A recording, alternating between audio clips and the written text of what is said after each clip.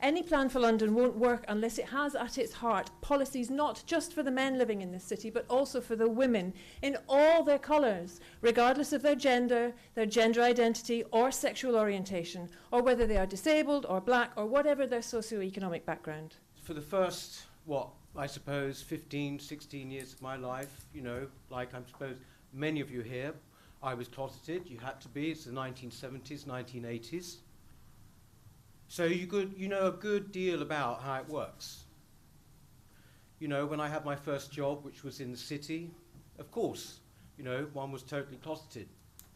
And the thought that that goes on now is abhorrent to me, but I'm sure it still does. The health of London's LGBT plus population is a major concern.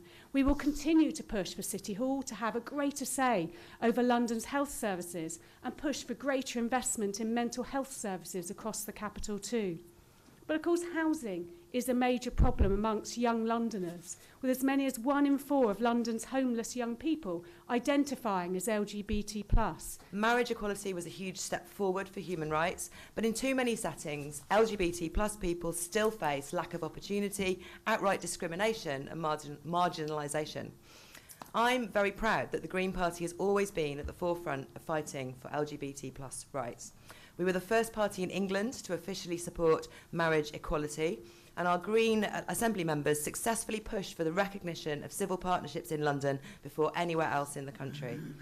London is a fantastically diverse city, and I'm proud to call it my home. And I want to be a mayor for all Londoners. We live in a city where we don't just tolerate, but respect our friends and neighbours.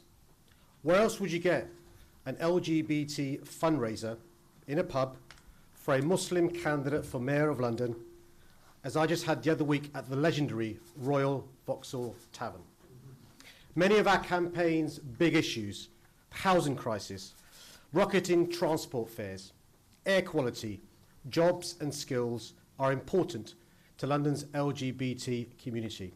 Fundamentally, I come to this event and the wider issues with a very simple approach. I love my family more than anything in the world, and it would break my heart to think of one of my kids suffering because they felt unable to be themselves.